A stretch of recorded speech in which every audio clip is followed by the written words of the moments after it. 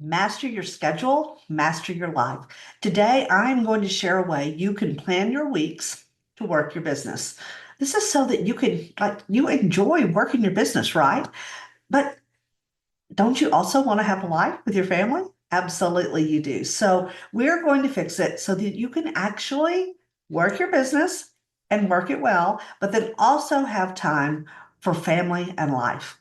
I want you to imagine for a minute a week where everything fits: work, play, rest, and it's all according to your rules. Okay, so right now in this video, I am going to show you how to create a schedule that not only supports your goals, but also respects your personal commitments. I'm going to guide you through setting up an ideal week that adapts to your life seasons, both personally and professionally. All right, let's dive in to creating your ideal week. This is about painting a picture of a perfect week in a perfect world. All right. So understand, of course, that flexibility is key because life is going to throw its curveballs, right? We're just going to put together what our perfect week would look like if there were no curveballs and everything was perfect and we could do it exactly. And I'm going to explain to you why this is so important to have your ideal week. So let's jump over to my computer and I'm going to walk you through the process. Okay.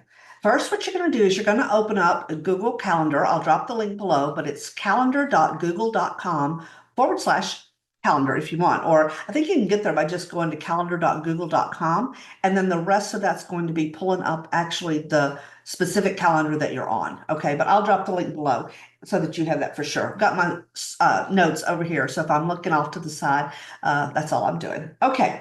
So what you're going to do is you're going to open up Google Calendar, and I've got mine opened up to my ideal week, but I'm still going to walk you through the steps. Okay. I'm going to walk you through how it all works. So what you want to do is once you create your calendar, so like I say, you will go to the little plus sign right down here where it says other calendars. You'll hit the plus sign and then you'll click create new calendar.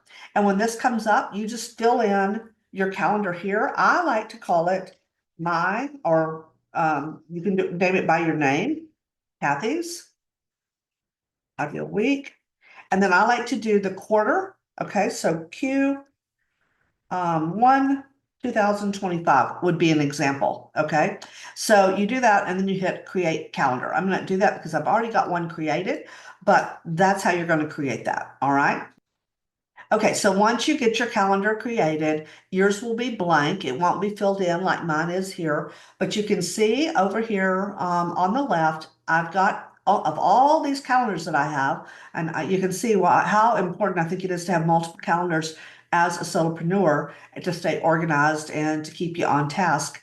But I've got down here Q1 2025, my ideal week. Okay, so you're just going to fill that in with your name, and then you're going to open it up. Then what I want you to do is I want you to begin blocking off the times that you will never work. Okay. This might include any personal commitments like lunch, anytime you're going to be away from your desk, household chores, maybe picking up the kids from school, any weekly church activities. I want you to please schedule your weekends off if at all possible. If you work full time and you're trying to get this business going, it might be necessary for you to work some on Saturdays and Sundays. Okay. But if at all possible, I really want you to schedule your weekends off. For me, what I do for all my downtime now on my ideal week, I fill in, the main points. Okay. But then all the white space is like when I'm not working, okay, at all. But so is this blue color. All of this blue color is when I choose not to work as well. So I want you to fill in all of those times that you will not ever work, okay? And once you get those things filled in, or like I say, I leave Saturdays and Sundays open. Also, you can see that if I can make this bigger for you. There we go. Workday shutdown for me is at 4 o'clock. And I just give myself 30 minutes to shut everything down. And then, so I'm through by then. But then, for instance, another no time to work time for me would be from 11:30 to 1. I take that time off. I adjust my calendar every quarter. So when summertime gets here, my husband and I swim almost every day after lunch. And we do it for exercise, but we also just do it for enjoyment, I'll be honest. And so what we'll do is we take that time every day. And so I will adjust my calendar accordingly during the summer. Okay. So it depends on what season you're in. We don't have kids at home. All of our kids are young adults, and so we don't have that. But another thing we have, which I don't have on here for this example, but so that I mean, but I can tell you that this is on my main calendar. And like I said, it's just not on my ideal calendar because I was doing this as an example for you guys. But on Thursdays, I keep our grandson from all afternoon. He usually comes between 11 and noon and stays between 5 and 6. So I don't work on Thursday afternoons. That is the time when I keep our grandson. So, like I say, I've just filled in this one to give you some examples, but that is something that you can do as well. So once you figure out when all of the things are that you're not going to work, then I want you to start filling in like the times that you will work and what those things involve. Okay. So I want you to include, like what your startup each day, your work time startup, your ideal startup. When are you going to start your work each day? Morning might be your peak productive period. So let's block, that off for for your important tasks. But one thing I like to do is I make sure, make this big again, that my workday startup is at 9 a.m. And very seldom do I miss that. I mean, it's a good time for me because naturally I'm an early riser. So I get up and I have my focus routine early in the morning. Some people prefer to do that later in the day. I like to do it early in the morning and then I start getting ready for the day and getting showered, dressed, cleaned up. It's what works for me in my schedule. And then I do my workday startup from about 9 to 9:30. Take a quick break. I'm a big believer in never working longer than 45 minutes at a time at your desk. I think it's real important that you get up and step away from the desk. So I will do that. And then from like 9:45 to 10:30, I'll come back in. This is when I do all my recurring tasks. Anything, it may not be recurring every Monday, every Tuesday, in other words, on a weekly basis. Maybe it's something that happens once a month. Maybe it's something that happens once a week. Maybe it is something that happens every single weekday. Okay. Whatever that is, I fill in those that I know that my recurring task, I try to keep them limited to what I can get done within this 45-minute period. And then I have my social session. This is when I'm social, not just on social media, but within my communities for my paid members and that type of thing. And then, like I mentioned, I take the break. Okay. Afternoons, I want you to, somewhere in your schedule, fill in when are you going to do your personal and professional development, your continuous education, if you would, for your business, right? And then project time. And this usually, involves things that aren't recurring. It's not your social time, but it's still business. It's projects that you've got, you need to knock out. When are you going to fill those in? For me, those are in the afternoons. And I do those. You can see here, they're every day. Obviously, I told you I really don't work on Thursday afternoon, which this is my sample calendar, not my real one. All right.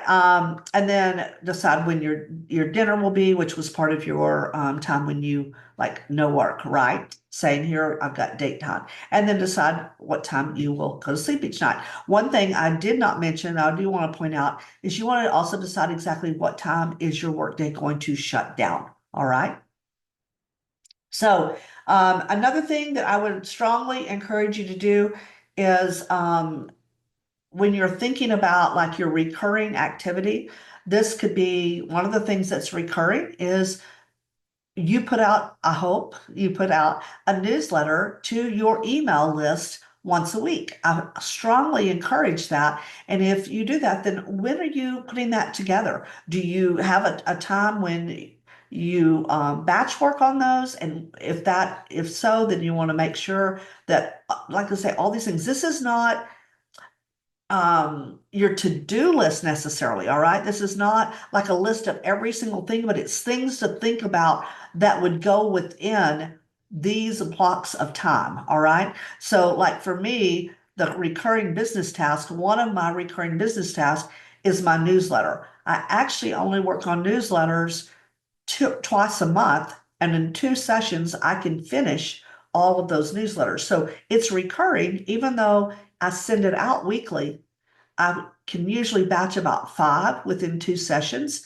And so I can work on that, gets me 5 weeks ahead, if that makes sense. So that's an example of a recurring task that happens weekly. Okay. The newsletter goes out weekly, but I only work on it once a month for a couple of weeks. I mean, a couple of days. I'm sorry. And for when I say days, I'm literally mean only 2 45-minute sessions. All right.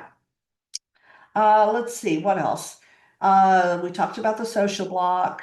Um, and then also we talked about the project blocks, which these are times that are any kind of big project. Okay. So maybe you're updating a course for your clients.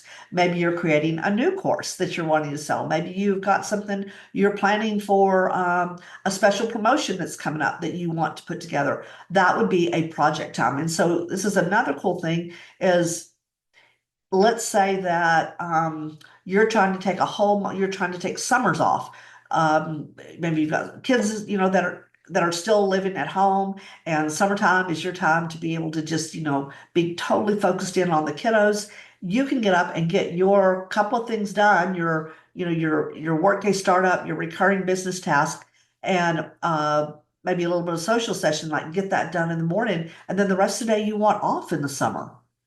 Well, you can plan that accordingly. Okay. So you could, when you update your ideal calendar when it comes summertime, you can adjust it so that you don't work on projects in the summer. All right. You know that, hey, this is my non-project season. I don't do any special projects in the summer. So you can certainly make these however you want them to be. It's your ideal week. So I really want you to think about, what do you want your schedule to look like?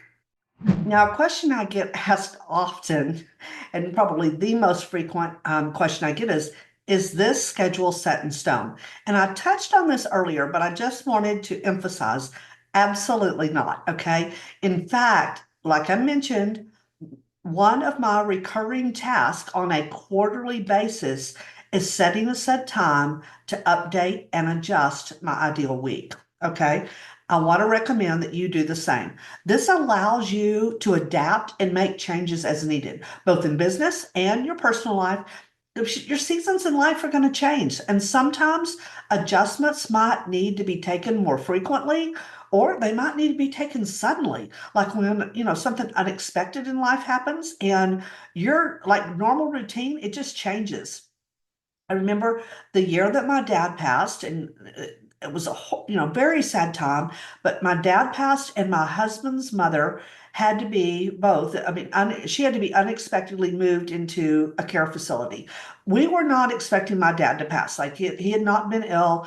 He was 91 years old, so yes, he was older, but it wasn't like he had had any health issues. Okay, but as an only child and living 5 hours from him, it took a lot of time to go and do the things that we needed to do. There was no way around it. And I won't go into all the details, but it was almost 12 months before we were able to return to even what I would consider somewhat a daily routine in our businesses as they had been before. Okay.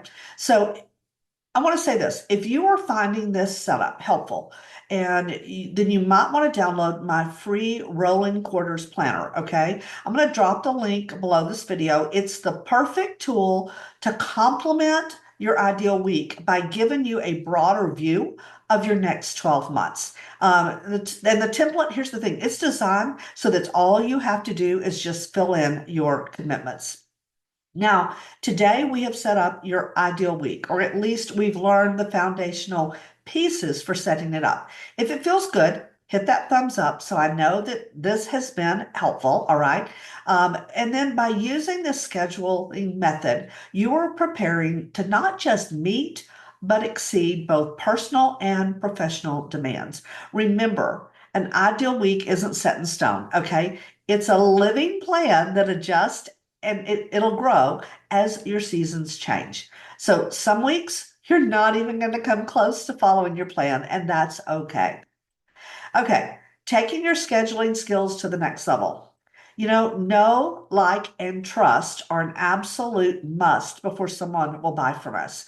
Know and like are fairly easy, but trust can be a little bit more of a challenge, but it doesn't have to be, all right? I want you to watch the video that just popped up on your screen for the easiest way to authentically gain trust. And there's absolutely, like, you don't have to do any like that icky sales trickery stuff. Okay. So anyway, watch the next video. I'll see you there.